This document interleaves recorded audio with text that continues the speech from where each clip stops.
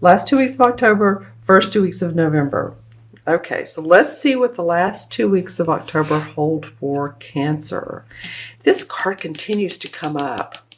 The universe is wanting us to have patience and also to rebirth, to look at what's good in our life and what is not so great, and allow yourself to go with what makes you happy and the good and the flow of things and not the blockages.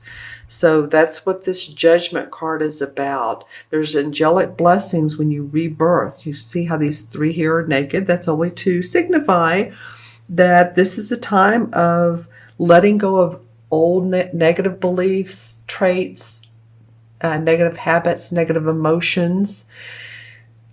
But not fully, because we are humans and we are an emotional being, and Cancer is an emotional sign, or a very watery intuitive sign. Believe me, I know it's my rising is Cancer. So letting go of what doesn't serve us and rebirthing from that. And then you have that in combination with this Two of Pentacles. So this tells me that there's some juggling. There's also some watery, look at here, we're talking about emotions. See the ships and the huge waves. So there's a balance in life around all of this. And some of it's going to be, okay, how do I juggle my home life and my work life, my money and my home life? What about my bottom line? Do I have enough at the end of the month? You know, it feels like to me, we're going through so many crazy times right now. I don't know how else to say it. Here, just in America, the hurricanes, the political, well, that's all over the world. The fires in California, the earthquakes in Mexico.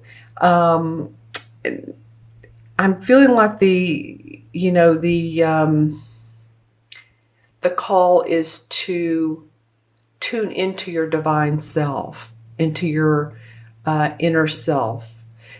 Speak with your angels, your guides, those around you. Make a connection with your angels and guides, right? Ask your God for assistance in whatever you need. There's nothing wrong with asking, is there? Okay, let's look at the second two cards of the first 2 weeks of November. All right. We have two Pentacle cards. So this is about the money, body. It's about our physical health as well. So anything Pentacle-wise represents external, like I said, land, property, anything we see on the visual on the outside. The swords are about our thinking. And this is a major arcana card. So there's something about your physical body, your health, your money. You're going to be, and I don't know why I'm looking at the second card first on both of these. I usually don't do that, but for me, this feels right. This is the Seven of Pentacles. This card usually represents taking a little bit of a breather from what is going right for you and really analyzing and planning your money, what's going to serve you bottom line wise. What clients do you want to keep and what clients do you not need anymore if you're in business for yourself? And I don't say not need anymore, but aren't serving your highest good or taking up more time than they need to and you're not charging enough.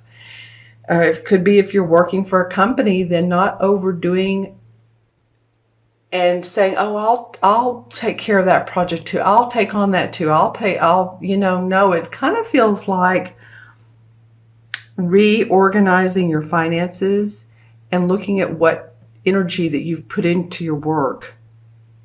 And again, what's working for you, what's successful. This Queen of Swords is interesting. She is a person. It represents an Aquarius, an air sign, Aquarius, Gemini, or Libra, Sun, Moon, or Rising. She is someone who is decisive. She's analytical. She plans. She's very direct. She can almost be a little bit too direct and sharp with her words sometimes. So I'd love for you all to put in the comments below who this queen may be. I feel like she's giving you direction. She's giving you either solicited advice or possibly unsolicited. But I do feel like that this queen is, now put in the comments below who this might be in your life. For me, I'm getting that she's helpful. She may come across as needing more water, more Cancer type of attitude, but she could be a person that is helping you, giving you suggestions, mentoring. She may be a wife, or she could be a husband, and she's just saying, you need to do it this way, you need to do blah, blah, blah, blah. And I'm sorry, I don't mean to just, she may blah it out sometimes is what I'm saying. So I think she's helpful to you, Cancer. If it's overwhelming sometimes, then you may just want to say, hey, okay, I appreciate your advice. 5 minutes is enough, and let's let's take another 10 at another time. She may also be in the professional world. She could be a therapist.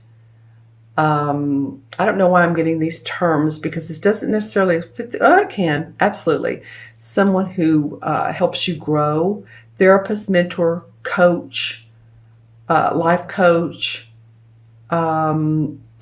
Someone who wants to help you organize your life. All right. Now put in the comments below for sure. I want to see what this transition card from one month to the other looks like. Let's see. Da, da, da, da. The Queen of Cups. Well, this is fun because in the first reading I did for this month, you guys are the 1, 2, 3, 4, 5, 6, 7th. The first one I did, I believe, was Capricorn. I believe. And I feel like it's the same two queens. I know it's the Queen of Cups. It may not have been Swords, but anyway, they had two queens in their reading as well. So there's a lot of essence around channeling your inner. Well, this is a water sign. So this is you channeling your inner Cancer. Your inner, and by that I mean your inner intuitive psychicness, gut feelings, your inner knowing, your third chakra, your inner power. So we're also where our third chakra is, where the emotions are stored. So it might be that this judgment card is saying, okay, what's working for you, Cancer? What's going to make Cancer, and you would embody who you are. When you embody who you are, you're the psychic one, the nurturer, and not give away all of your energy, but you embody this queen. Then I think that, you have help from others, and you know when to take that rest and analyze. Okay. Let me look into my crystal and see what else comes up for Cancer. Okay, October 15th through November 15th. I'm trying to see what this visual is here. All right. Well, some of you spending time outdoors is a good thing. That's probably a good thing for a lot of you. In most parts of the world, this is a good weather month to month. So hopefully you can do that. I'm just getting a lot of what I'm seeing. Why I'm saying this, I'm seeing birds, I'm seeing rocks, and it feels very calm. So possibly hiking, walking, swimming indoors, any of those things, being around water. There's actually, I'm getting 3 different things you can do. I'm also getting 2, as I look into the crystal, lighting candles at night, saying prayers, also listening to meditations or doing meditations at night. Very, very good for you guys. I feel like you're making a direct connection with your source when you do that. I'm seeing 2 lights come together. And when they start to come together, it's beautiful. One light has a very beautiful teal green and the other one has a purple. So it's like you're making a divine connection when you pray or you meditate or you just take some time out for you. That's so important for everyone right now, actually. But I'm seeing that when these two beautiful lights come together, they make harmony. Let's see, anything specific about this? Some of you are reading some type of manuscripts, and it comes in two different ways. It can be like you're reading, like if you're an actor and you're reading a manuscript, or you're doing commercials, or it can be like historical manuscripts, historical documents, symbolism, say from the Egyptian area. And I know that unless you can read that writing, but I feel like some of you guys are interested in that. And I'm seeing a castle. So any of you all that like to explore castles and think about, and just the feeling of thinking about castles and what went on in the castles in those times. So there's a little bit of history going on with some of you. Now, again, these messages will resonate with some Cancers, and then some of you they won't. It's interesting. I always say watch your moon and your rising sign too. If these messages, especially if these messages don't resonate, I have a favorite reader of mine that I watch on YouTube. And for October, for my birth month, nothing she said, nothing hit home. And so I was like, well, I guess I'll watch my moon and rising, and the rising is what did. So, not every Cancer is born on the same day, the same month, the same minute, the same hour, all of that. So some of this is going to resonate for some of you and some of you not. Okay, let's go ahead and add up the cards.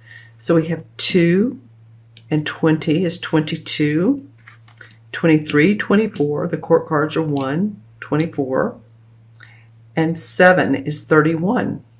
I like the number 31. In numerology, if you're born on the 31st or your life path adds up to 30, 31, and then you'd add those to get together for 4, it always feels like a very potent, powerful number. People with 31s